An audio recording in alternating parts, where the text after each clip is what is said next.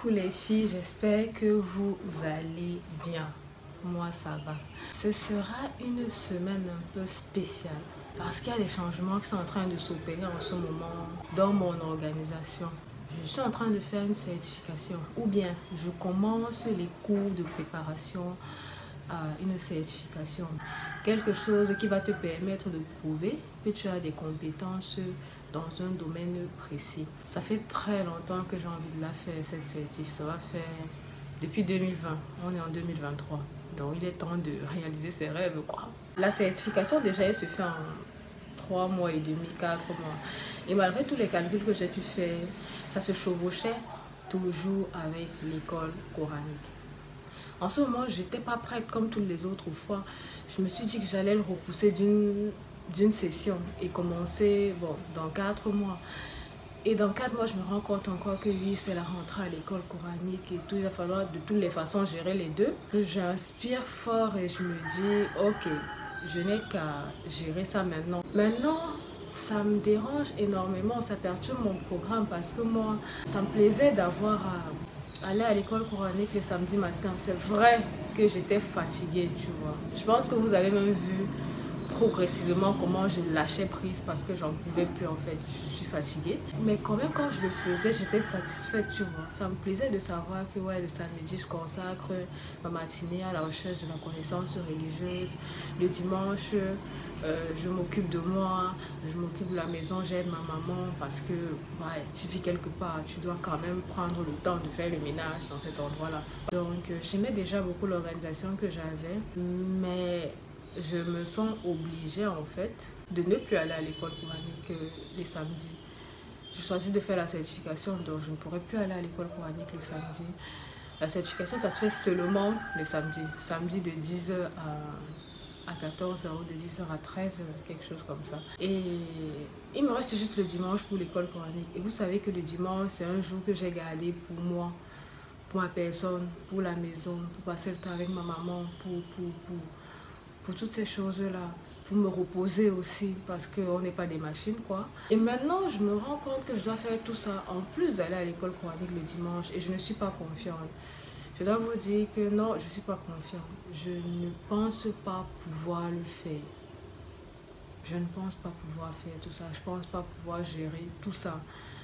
Et ça me fait un pincement au cœur de voir que je m'arrête là, en fait. Je m'arrête là, à l'école coranique. Déjà, on était en fin d'année. Il me reste, je pense, le ramadan, c'est dans 1 mois et demi, quelque chose comme ça. Il nous restait alors environ 1 mois et demi, 1 mois de cours. Déjà, quand je vois même les cours là, je vois les retards que j'ai accusés, je vois tout ce que je dois connaître, je me rends compte que merde. Je me rends compte que c'est mauvais, quoi, et que vraiment pour moi, réussir l'année, ce sera un petit miracle. Normalement, j'ai un niveau supérieur à celui de la classe, mais je me rends compte que je n'ai pas absorbé toutes les connaissances en fait que la classe pouvait m'apporter.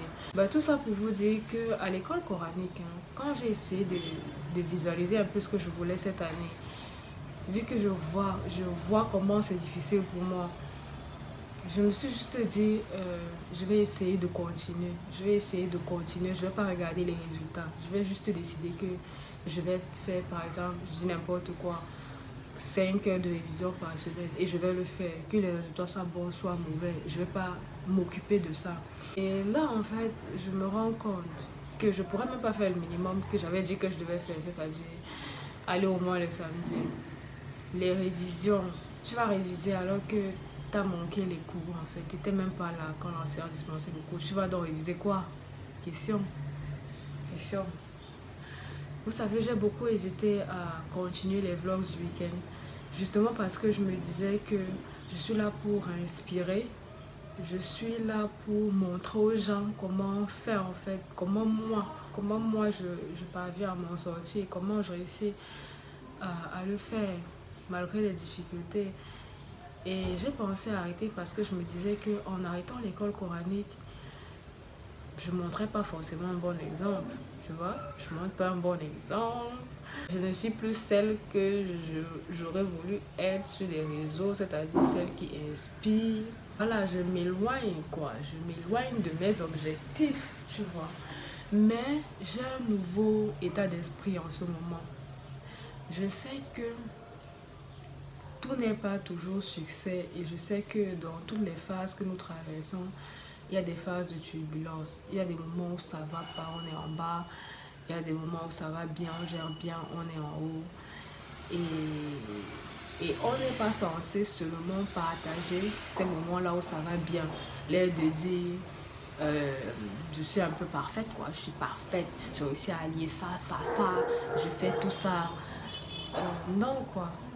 On doit également montrer les moments où ça ne va pas, comme là.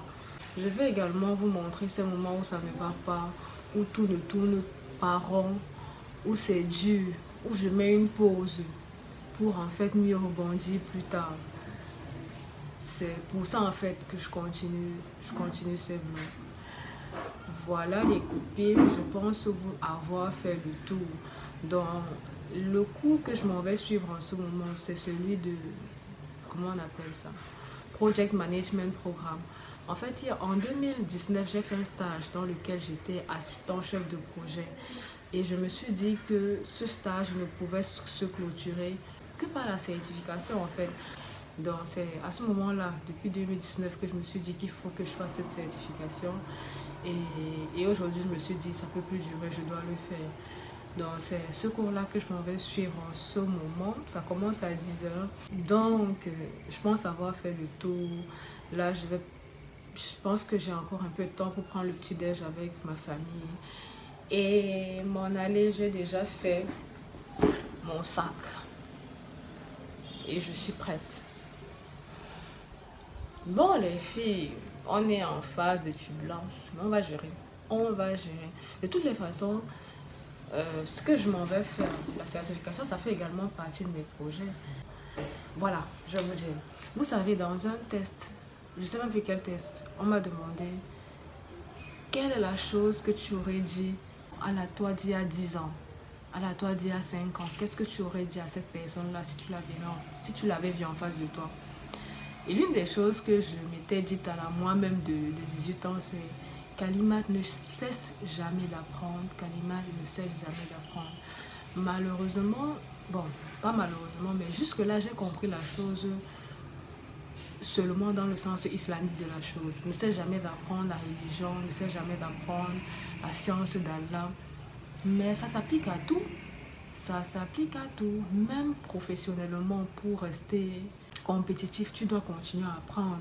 Bref, quand tu cesses d'apprendre, quelque part, tu cesses de vivre en fait. Et ne pas cesser d'apprendre, c'est continuer à évoluer un peu partout.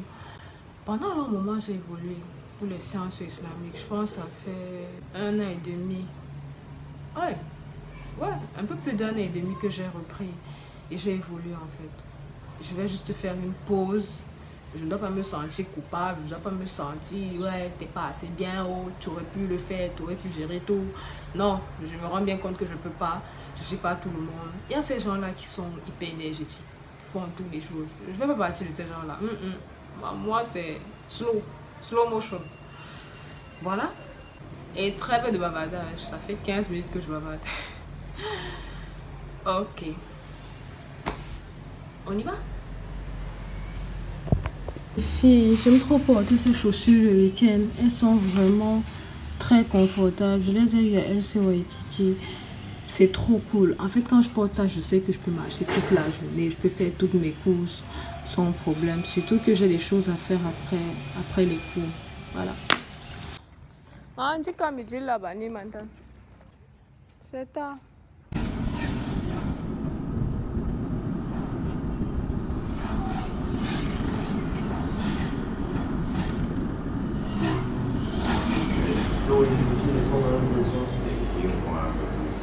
Okay, that's a good idea.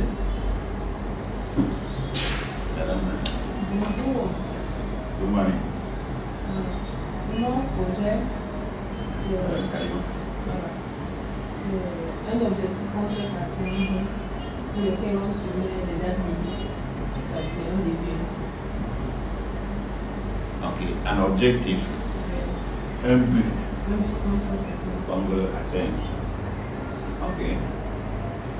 Un projet, c'est un but qu'on veut atteindre. Ok. Regardez où je suis venue. Je suis venue au China Mall. C'est le début du mois. On ne conseille pas le début du mois. La plante c'est trop belle. Celle qui ressemble à un palmier. Là. En même temps, elle coûte 33 000. Trop cher pour moi. Décidément, j'ai des goûts de luxe. La plante que je trouve très jolie, elle vaut 60 000. Regardez comment elle est belle. Elle est haute. Machallah, elle est jolie. Celle-ci également. Regardez. Elle est trop belle. Avec des... Il y a des endroits un peu jaunes partout. C'est trop beau. Ça aussi, ça coûte trop cher. Trop cher pour moi. Et même ceci. Oh là là.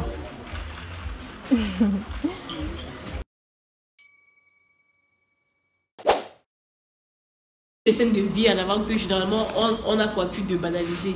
Donc parce qu'il se dit qu'à un moment donné quand même, il faudrait qu'on arrête de privatiser. Oui, bien sûr. Qu'on arrête de privatiser en fait les scènes assez phares telles que les anniversaires, les baptêmes. Ah, ok. Tu vois. On met simplement ce style d'événement-là en avant. Je me suis décidé seulement d'immortaliser ce style d'événement-là au détriment des autres justement qu'on caractérise de subtil, du moins de pas très intéressant. Pourtant, c'est dans des moments assez particuliers comme ça que beaucoup de choses prennent leur sens. Par exemple, je vais te prendre un exemple. Tu vas te rendre compte que c'est pas lors forcément d'un anniversaire que voilà, tu vas commencer à penser à un projet. Parfois, c'est lorsque tu es toute seule dans ta chambre que tu commences à penser. Faire des activités banales. Voilà, exact, c'est exactement ça. Donc, ce qu'il a essayé de retranscrire ici, c'est beaucoup plus les scènes en ce qui concerne l'amour, les scènes de vie assez banales, telles que les promenades, les conversations, les périodes d'introspection et autres, et les périodes même de reconfort, pourquoi pas. Ce sont des événements, ce sont des moments assez particuliers qu'on ne met généralement pas en avant dans les tableaux et autres. Lui décide donc d'immortaliser ça parce que lui, il trouve que ça a besoin justement qu'on les mette en avant parce que c'est grâce à ces moments-là qu'on a pu arriver à construire ci ou ça. Que ce soit au niveau des relations personnelles, que ce soit au niveau des relations intimes, que ce soit au niveau même de notre travail sur nous-mêmes, déjà au niveau du développement personnel. Tu vois, parce qu'on se rend compte que beaucoup de personnes utilisent par exemple des bruits, ou du moins des endroits assez bruyants pour ne pas faire une analyse de soi-même. Voilà, de soi-même, tu vois. Et parfois, c'est par exemple, tu prends l'exemple sur ce tableau-là, là où elle est toute seule dans sa chambre posée, tu sens qu'il n'y a personne en fait, tu vois. Mais elle est focus sur elle-même. Tu sens qu'en fait, elle est en train de vouloir prendre une décision. Et ce n'est que dans les moments pareils que c'est clair qu'il y a, c'est en ce moment que ta vie se décline devant toi et tu peux en ce moment réfléchir et dire, ok, voilà les décisions que moi je vais prendre. C'est que moi je compte faire à partir d'aujourd'hui, etc. Donc c'est ce qu'il fait en fait de façon générale dans ces tableaux. Là, il a eu à mettre en avant justement une scène de vie. Oui, un couple en train de s'enlacer et tout. Oui, là c'est simplement deux potes qui prennent du bon temps. Comme là, si bien énuméré avec le titre Life is Beautiful. Là, c'est la date de fabrication.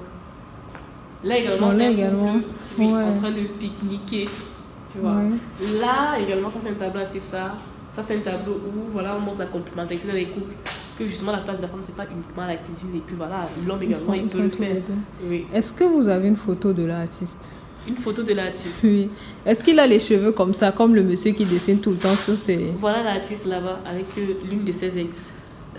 Là, avec le bonnet là. Oui, avec le bonnet exactement, c'est lui. S'il entre dans la pièce, on va facilement faire le lien. Ok, d'accord.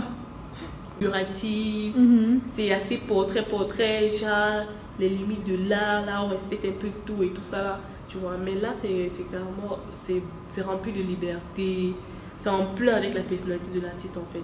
Genre il s'est dit, j'ai ma façon de voir la vie, je vais te peindre également de cette façon là, tu vois. Oui. Donc il ne suit pas forcément, parce que quand on parle d'art, au niveau de la peinture, c'est clair qu'il y a des normes à suivre, il y a plusieurs courants artistiques. Tu vois. Donc il y a le dadaïsme qui voudrait que vous fassiez comme ça. Il y a un autre courant qui voudrait que vous fassiez également comme si. Mais lui il s'est dit ok d'accord. Moi voici comment moi je perçois là. Pas besoin que les visages soient très très bien faits. Pas besoin de mettre trop de couleurs. Pas besoin de faire les trucs avec trop trop de précision pour montrer que je suis en train de faire là. Moi, je peins là selon ma conviction des choses. Et le rendu, c'est en fait ce qui se dégage de moi.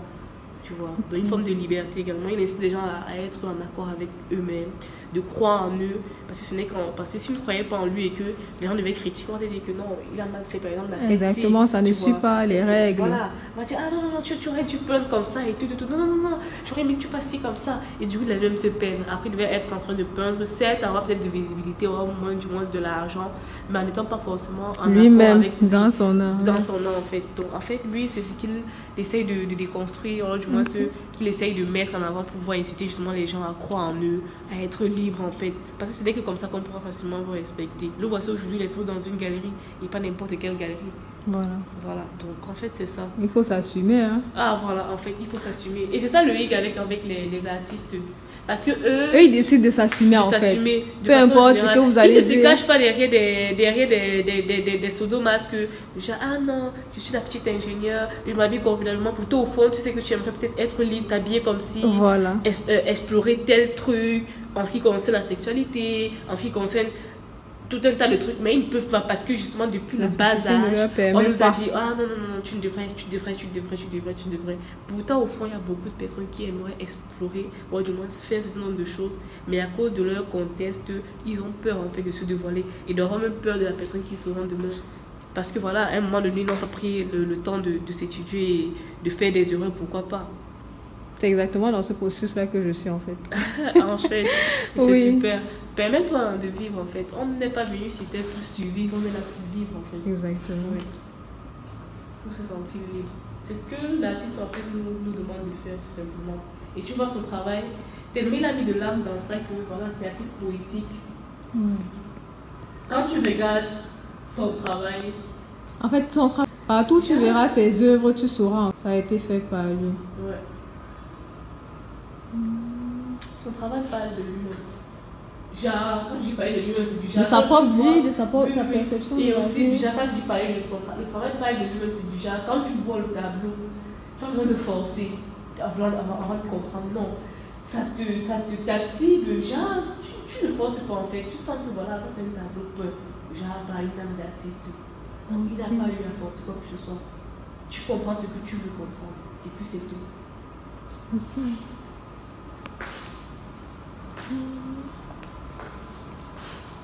Je vais choisir mon tableau préféré. Tu vas me prendre une photo devant celui-là. C'est la question